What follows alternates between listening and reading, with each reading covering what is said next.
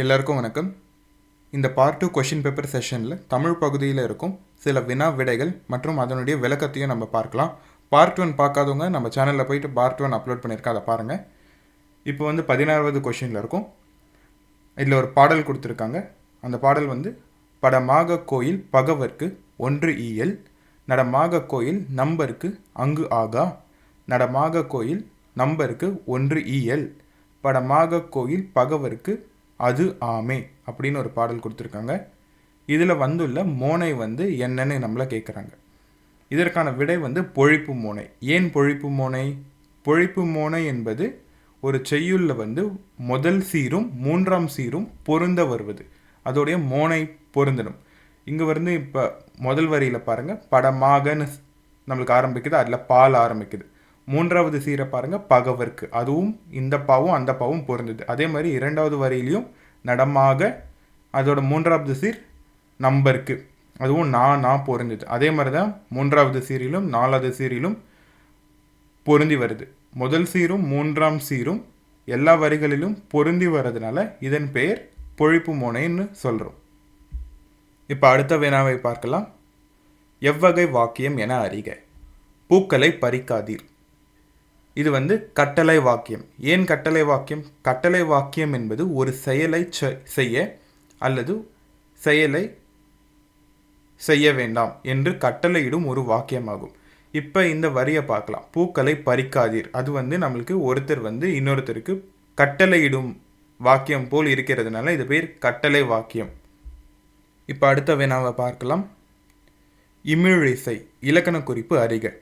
இமிழிசை என்பது வினைத்தொகை. எவ்வாறு அது வினைத்தொகை? ஒரு சொல் வினைத்தொகைன்னு நம்ம எப்போ சொல்லலாம்னா, ஒரு பெயர் சொல்லில் 3 காலங்களும், அதாவது இறந்த காலம், நிகழ்காலம், எதிர்காலம் மறைந்து வரும். அப்படி வந்தால் அந்த பொருள் வினைச்சொல் என கூறலாம். இந்த கொடுத்துருக்க சொல் இமிழிசை. இமிழிசை அதை இறந்த காலம்ல நம்ம இமிழ்ந்த இசை, அதாவது ஒலித்த இசை அப்படின்னு நம்மளால் எழுத முடியும். நிகழ்காலத்தில் இமிழ்கின்ற இசை, அதாவது ஒலித்து கொண்டிருக்கும் இசை அப்படின்னு நம்ம எழுதலாம். இமிழும் இசை எதிர்காலத்தில் ஒலிக்கும் இசை. இது 3 காலங்களிலும் பொருந்தி வருவதனால அதை நம்ம வினைத்தொகை என்று சொல்கிறோம். அடுத்த வினாவை இப்போது பார்க்கலாம். மல்லிகை சூடினாள் அப்படின்னு ஒரு கொடுத்துருக்காங்க.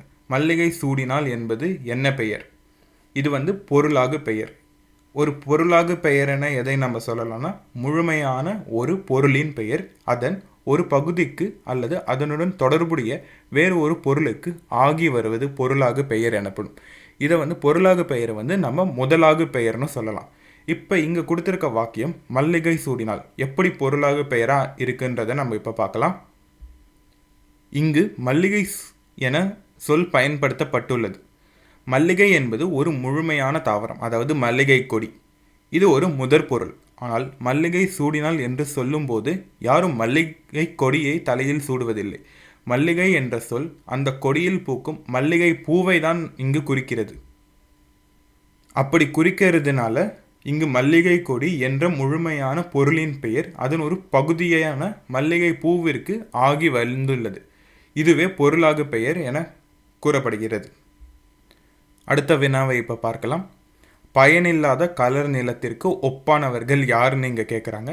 அது கல்லாதவர். அதற்கான விடை பயனில்லாத கலர் நிலம். நீங்கள் எதை குறிப்பிடுறாங்கன்னா, இப்போ கலர் நிலம் என்பது இங்கே விவசாயம் செய்ய முடியாத வறண்ட நிலத்தை தான் நம்ம இங்கே கலர் நிலம்னு சொல்கிறோம். பயனில்லாதனா எந்த வித பிரயோஜனமும் இல்லாத ஒரு நிலத்தை தான் நம்ம இங்கே கலர் நிலம்னு இங்கே குறிப்பிடுறாங்க. இங்கே இந்த பழமொழியை இந்த நோக்கம் என்னென்னா, பயனில்லாத கலர் நிலங்களுக்கு ஒப்பானவர்கள் கல்லாதவர் என்றால் கல்வி அறிவு இல்லாதவர்கள் எந்த பயிரையும் விளைவிக்க முடியாத கலர் நிலங்களை போன்றவர்கள் என்பதாகும். இதுதான் இதோடைய பொருள். அதனால தான் இந்த பயனில்லாத கலர் நிலங்களுக்கு ஒப்பானவர்கள், இதோட விடை கல்லாதவர்கள். அடுத்த வினாவை இப்போது பார்க்கலாம். திருக்குறளின் வழியில் துன்பப்படுபவர் யார் அப்படின்னு நம்மளோட கேள்வி இருக்குது. இதற்கான விடை நாவை காக்காதவர். ஏன் அதற்கான விடை நாவை காக்காதவர்? இங்கே நம்ம இப்போ குறளை பார்க்கலாம். யாகவாராயினும் நாகாக்க காவாக்கால் சோகாப்பர் சொல்லிழுக்கு பட்டுன்னு திருவள்ளுவர் கூறியிருக்கிறார். இந்த குறள் மனிதர் தங்களின் வாழ்வில் எதை காக்க தவறினாலும் பரவாயில்லைன்னு இங்கே சொல்கிறாரு. ஆனால் தங்கள் நாவை கட்டாயம் காக்க வேண்டும் என்று அவர் வலியுறுத்துகிறார். இந்த நாவை காக்க தவறினால் அவர்கள் தாங்கள் பேசிய சொற்களாலேயே துன்பத்தில் சிக்குவார் என்று வள்ளுவர் இங்கு நம்மளுக்கு கூறியிருக்கிறார். அடுத்த வினாவை இப்போது பார்க்கலாம். நச்சப்படாதவன் செல்வம் நடு ஊருள் நச்சு மரம் பழுத்தற்று. இப்போ ஒரு குறள் கொடுத்துருக்காங்க. இக்குறளில் இடம்பெற்றுள்ள அணி யாது என்று நம்மக்கிட்ட கேட்குறாங்க. இந்த குறளில் இருக்கும் அணி ஓமை அணி. இதற்கான பொருளை பார்க்கலாம். ஒரு ஊரின் மத்தியில் நஞ்சு மரம் பழுத்திருந்த போதிலும் அது யாருக்கும் பயன்படாது, அதை எவரும் விரும்ப மாட்டார்கள். அதுபோல மற்றவர்களுக்கு உதவி செய்வதனிடம் இருக்கின்ற செல்வத்தை யாரும் விரும்ப மாட்டார்கள். உதவி செய்யவில்லை என்றால் அந்த செய்யாதவங்களுக்கு செல்வம் இருந்தும் உதவி யாரும் அவங்க செய்யலைன்னா அந்த செல்வத்தை யாரும் இங்கே விரும்ப மாட்டார்கள் என்று கூறுகிறார்கள். இங்கு அற்று என்ற ஓம உருபு வெளிப்படையாக வந்துள்ளது இந்த குறளில். இந்த கடைசி வரியில் பார்த்தோன்னா நச்சு மரபழு தற்று, அங்கே அற்றுன்ற ஓம உருபு வெளிப்படையாக வந்துள்ளது. செல்வத்தையும் நஞ்சு மரத்தையும் ஒப்பிடுவதால் இது சிறந்த உதாரணம் ஓமை அணிக்கு. அடுத்த வினாவை இப்போது பார்க்கலாம். கீழ்கண்டவற்றில் ஔவையார் இயற்றிய நூல் எதுன்னு நம்மளை கேட்குறாங்க. எங்கள் ஔவையார் இயற்றிய நூல் ஞானக்குறள். அந்த நூலை தான் ஔவையார் இயற்றினார். இப்பொழுது அடுத்த வினாவுக்கு பார்க்கலாம். கரைப்பொரு இலக்கண குறிப்பு வரைகன்னு நம்மளை கேட்குறாங்க. இதற்கான இலக்கண குறிப்பு இரண்டாம் வேற்றுமை தொகை. எவ்வாறு இது இரண்டாம் வேற்றுமை தொகைன்னு இப்போ பார்க்கலாம். கரைப்பொரு என்ற சொல்லை விரித்தால் கரையை பொறு என்று வரும் நம்மளுக்கு. இதில் கரை என்பது பெயர் சொல், பொறு என்பது வினைச்சொல். இதற்கு இரண்டிற்கும் நடுவில் இருக்கிறது ஐ என்ற இரண்டாம் வேற்றுமை உருபு. இந்த இரண்டாம் வேற்றுமை உருபு இங்கு வருவதால் இது இரண்டாம் வேற்றுமை தொகையாகும். இப்பொழுது நம்ம அடுத்த வினாவை பார்க்கலாம். புறநானூற்றின் சில பாடல்கள் ஆங்கிலத்தில் மொழிபெயர்த்தவர் யார்? தமிழில் இருந்த புறநானூறு ஆங்கிலத்தில் சில பாடல்களை மொழிபெயர்த்தவர் யார் என்றால் திரு ஜி.வி. போப். அவர்தான் ஆங்கிலத்தில் மொழிபெயர்த்தார். இப்பொழுது நாம் அடுத்த வினாவை பார்ப்போம். வளவன் ஏவா வானூர்தி எனும் பாடல் வரி இடம்பெற்றுள்ள நூல் புறநானூறு. இந்த பாடல் புறநானூற்றில் குறிப்பிடப்பட்டுள்ளது. இதற்கான விடை இப்போ புறநானூறுன்னு நம்ம செலக்ட் பண்ணுறோம். இப்பொழுது அடுத்த வினாவை பார்ப்போம்.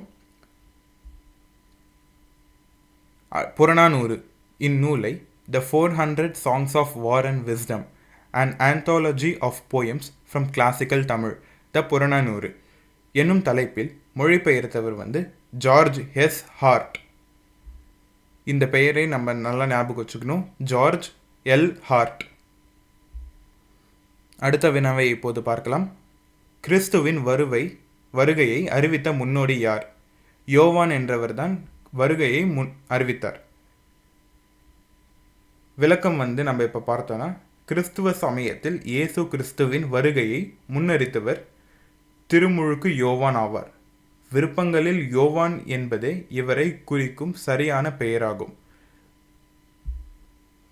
இப்போ அடுத்த வினாவை பார்ப்போம். தேம்பாவணியின் பாட்டுடைய தலைவர் யாருன்னு இங்கே கேட்குறாங்க. வளன். வளனை தான் இங்கே தேம்பாவணியின் பாட்டில் தலைவனாக குறிப்பிட்டிருக்காங்க. இதை நம்ம ஞாபகம் வச்சுக்கணும். தேம்பாவணியின் தலைவர் யார் என்று கேட்டால் வளன் என நம்ம தேர்ந்தெடுக்கலாம்.